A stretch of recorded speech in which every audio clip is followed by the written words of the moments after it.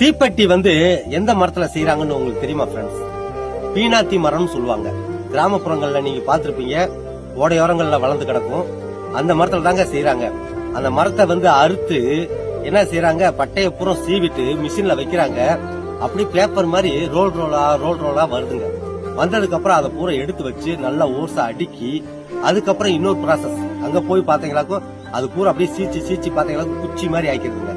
அந்த குச்சி அதுக்கப்புறம் என்ன ஆகுதுன்னா அது பூரா சலிச்சு ஒரு இடத்துல போய் பாத்தீங்களா குச்சி பூரா அப்படியே பாத்தீங்களா கீழே தொங்குது.